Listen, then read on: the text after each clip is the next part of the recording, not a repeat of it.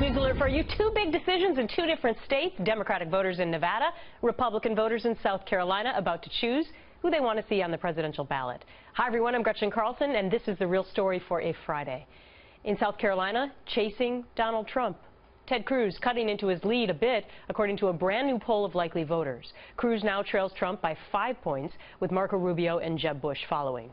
So what makes South Carolina different from contests we've already seen? And could it actually hinge on faith? Alan Wilson is Attorney General for South Carolina. He says he's not endorsing anyone, and there are still plenty of undecided voters in his state, including himself. Great to have you on The Real Story, Mr. Attorney General. Gretchen, it's great to be back with you. Thank you for having me. Okay, so you say that even though you hold the position of Attorney General in South Carolina and you pretty much have your finger on the pulse of what's going on in your state, you still don't know who you're going to vote for? Well, I've narrowed it down, but right now I'm still watching. Like, there's so much that's happened in the last 48 hours, and I imagine there's going to be some more things happening between now and tomorrow. But what I can tell you is this, Gretchen.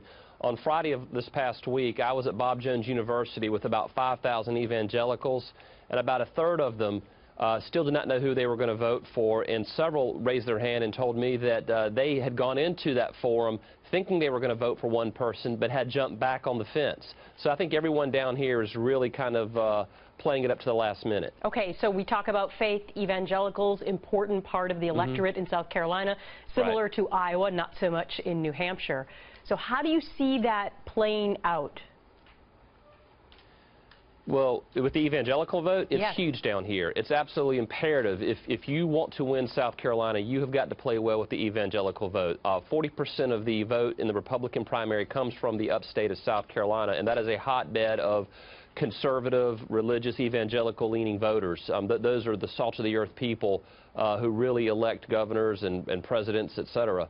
So you've got to have them if you're going to win South Carolina. Okay, I want to take a look at an element of a new Fox national poll on GOP preference among very conservative primary voters. And as you can see, Cruz edges out Trump by just a fingernail there, 29 to 28%, followed by Rubio at 16 and Carson at 11. I mean, it's too close to call, really? It really is. I mean, I've never seen anything like this. If you look at the last several presidential election cycles, you usually have two primary people coming in. You might have 3 or 4 behind them, but it's really just 2 people running for the nomination by the time you get to South Carolina. Right now, you seem to have Donald Trump, and then you got about 3 or 4 people fighting for that second place ticket out of South Carolina. And any of them could jump on it at the last second. It's really ebbing and flowing every day. It's amazing. Okay, I want to also bring your attention to this, because as we pay tribute to Justice Antonin Scalia, whose body lies now in repose in D.C., as we're looking at a live shot of that right now, I know that you held a series of forums with different candidates over the last few months, and you focused on the Supreme Court. It was before his passing. And the forums examined how the next president will get to put his or her stamp on the court. Listen to what Senator Ted Cruz said about this last month. Now, as bad as the current Supreme Court is, Alan is right that the next president in all likelihood will get 1, 2, 3, maybe even 4 Supreme Court justices. We are one justice away from a radical 5-justice liberal majority, the likes of which this country has never seen.